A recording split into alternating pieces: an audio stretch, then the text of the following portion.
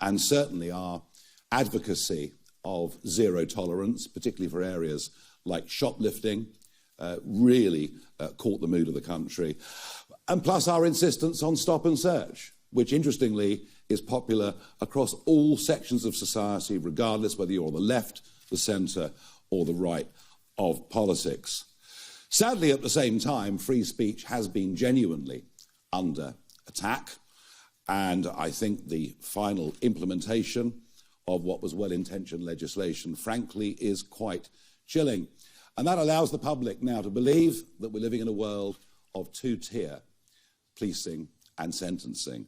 And indeed, if you just look at it, you know, if you're a childminder who says something deeply intolerant and wrong, but only once, ever, it's a long prison sentence. And even if you're a foreign national arriving at Heathrow Airport, well, if you said something the authorities don't like, you may well be arrested by 5 armed officers. And if you don't think it's two-tier, well, have a think about this. On Friday, there were some very explicit threats posted on TikTok for me to be killed. Pretty sick in the light of what happened to Charlie Kirk, but quite explicit.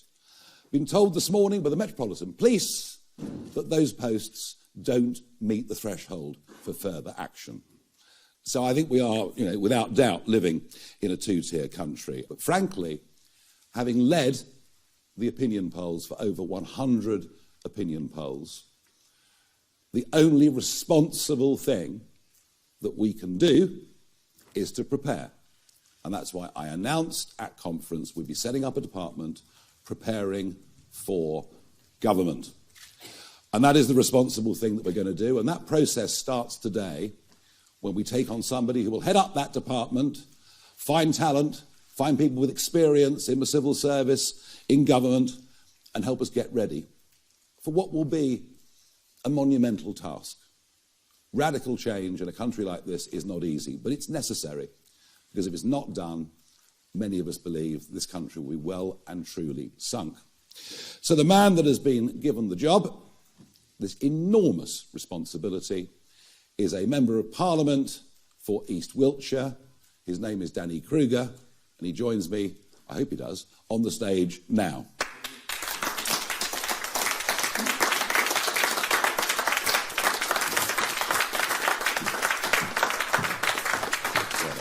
Good man.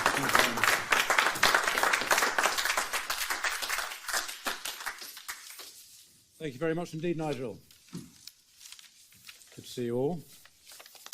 I have been variously a member, an activist, an employee of the Conservative Party for over 20 years.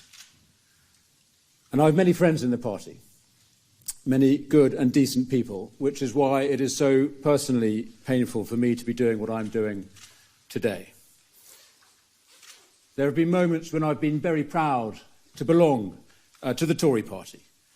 In 2010, I was inspired by the big society, by schools reform and welfare reform. I was thrilled by Brexit and by what Boris Johnson pulled off in 2019. But those were exceptions to the rule.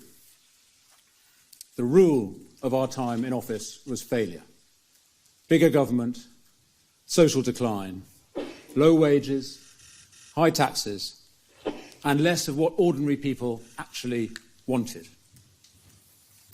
And now our country is entering the most profound set of crises in my lifetime, under a government even worse, far worse, than the one it replaced.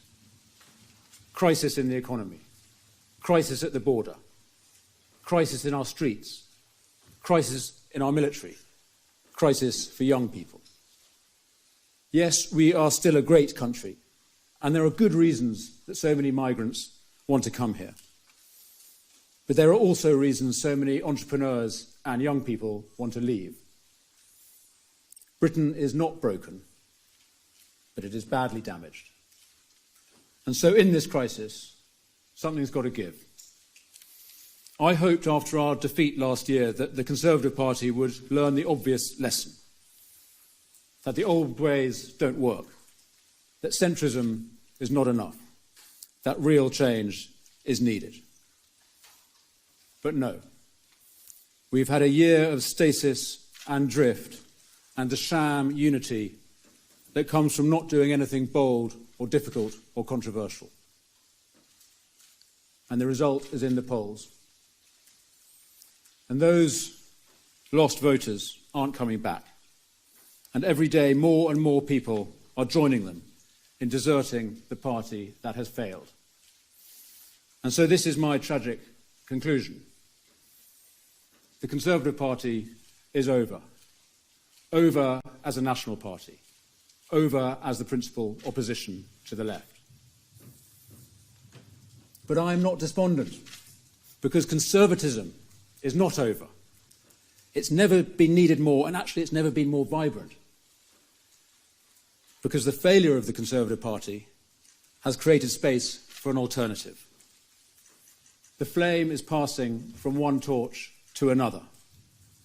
The old torch, once so great, is guttering, spluttering, held weakly in uncertain hands.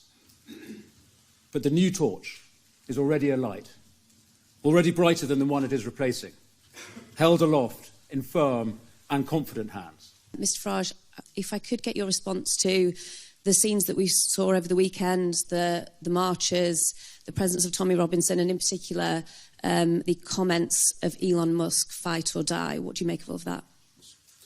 As for Saturday, I think the vast majority of people that turned up were good, ordinary, decent people who are very, very concerned about what's happening in this country. I've noticed that the wave of flags that started about 3 weeks ago, going up around the country, far from subsiding, from what I could see this weekend, it's accelerating massively.